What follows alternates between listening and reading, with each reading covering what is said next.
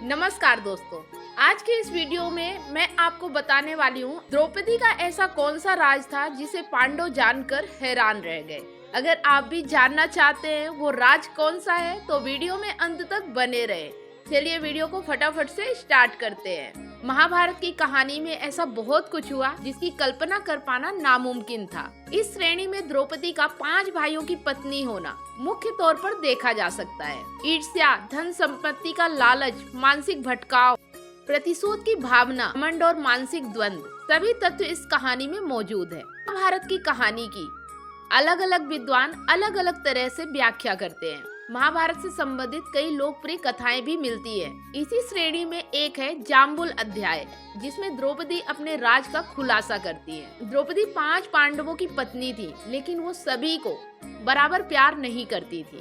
वह सबसे ज्यादा अर्जुन से प्रेम करती थी, लेकिन दूसरी तरफ अर्जुन द्रौपदी को वह प्यार नहीं दे पाए क्योंकि वह श्री कृष्ण की बहन सुभद्रा से प्रेम करते थे। एक प्रचलित कथानक के मुताबिक पांडवों के निर्वासन के 12वें वर्ष के दौरान द्रौपदी ने एक पेड़ पर पके हुए जामुनों का गुच्छा लटकते हुए देखा। द्रौपदी ने तुरंत ही इसे तोड़ लिया। जैसे ही द्रौपदी ने ऐसा किया, वहां भगवान कृष्ण पहुंच गए। भगवान श्री कृष्ण ने बताया कि इस फल से एक साधु 12 साल का उपवास तोड़ने वाले थे। द्रौपदी ने फल तोड़ लिया, जिससे पांडव साधु के कोप का शिकार हो सकते हैं। यह सुनकर पांडवों ने श्री कृष्ण से गुहार लगाई। भगवान श्री कृष्ण ने कहा, इसके लिए पांडवों को पेड़ के नीचे जाकर सिर्फ सच बोलना होगा। भगवान श्री कृष्ण ने फल को पेड़ के नीचे रख दिया और कहा कि अब सभी को अपने सारे राज खोलने होंगे। अगर हर कोई ऐसा करेगा तो फल पेड़ पर वापस लग जाएगा और पांडव साधु के प्रकोप से बच जाएंगे। सबसे पहले श्री कृष्ण ने युधिष्ठिर को बुलाया। युधिष्ठिर ने कहा, दुनिया में सत्य, ईमानदारी और सहिष्णुता का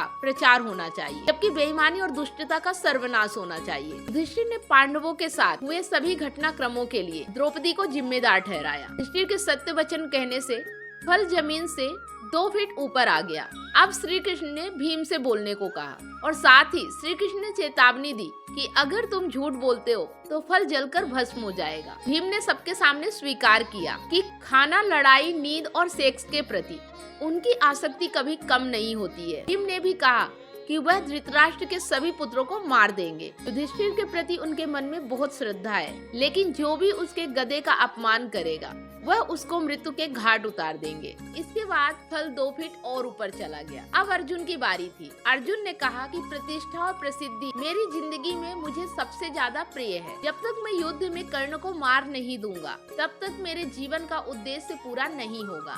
मैं इसके लिए कोई भी तरीका अपनाऊंगा, चाहे वह धर्म विरुद्ध ही क्यों ना हो। अर्जुन ने भी कुछ नहीं छिपाया। अर्जुन के बाद नकुल और सहदेव भी कोई रहस्य ना छुपाते हुए सब सच कह दिया। अब केवल द्रौपदी बची थी। द्रौपदी ने कहा कि मेरे 5 पति मेरी 5 ज्ञानेंद्रियां हैं। आँख, कान, मुंह, नाक और शरीर की तरह ही मेरे 5 पति हैं, लेकिन मैं उन सभी के दुर्भाग्य का कारण हूँ। मैं शिक्षित होने के बावजूद भी ना सोच विचार कर किए गए कार्य के लिए पछता रही हूँ। लेकिन द्रौपदी के यह सब बोलने के बाद भी फल ऊपर नहीं गया। तब श्री कृष्ण ने कहा कि द्रौपदी कोई रहस्य छिपा रही है। तब द्रौपदी ने अपने पतियों की ओर देखते हुए कहा, मैं आप 5 से प्यार करती हूँ, लेकिन मैं किसी 6वें पुरुष से भी प्यार करती हूँ। मैं कर्ण से प्यार करती हूँ। जाति की वजह से उससे विवाह न करने के कारण मुझे आज पछतावा है।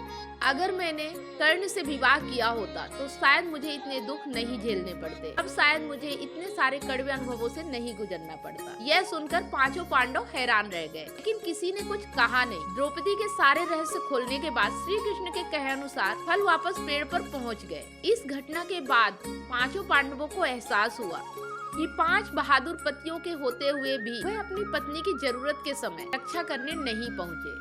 जब द्रौपदी को उनकी सबसे ज्यादा जरूरत थी, कभी उसके साथ खड़े नहीं हुए। इस पौराणिक कहानी का एक निहितार्थ यह भी हो सकता है कि हर किसी के कोई न कोई राज होते हैं जिन्हें वह खुद तक सीमित रखता है। कई बार यह राज अपनों को खोने के डर से छुपाए जाते हैं। तो आज की स्टोरी आपको कैसी लगी, कमेंट करके हमें जरूर बताएं। वीडियो अच्छा लगा तो लाइक करें और अपने दोस्तों के साथ इसे फेसबुक, व्हाट्सएप में ज्यादा से ज्यादा शेयर करें। अगर आप रोजाना हमारे चैनल पे ऐसे ही आध्यात्मिक कथाएं देखना चाहते हैं या सुनना चाहते हैं तो अभी के अभी चैनल को सब्सक्राइब करें, साथ में बेल आइकन प्रेस करें ताकि जो भी वीडियो मैं अपलोड करूं उसका नोटिफिकेशन आपको सबसे पहले मिले। वीडियो अगर आप फेसबुक पेज पे देख रहे हैं तो पेज को फॉलो करें, स्टार देके हमें सपोर्ट जरूर करें। फिर मिलते हैं एक नई जानकारी के साथ नेक्स्ट वीडियो में। तब तक आप सभी लोगों को वीडियो अंत तक देखने के लिए बहुत बहुत धन्यवाद।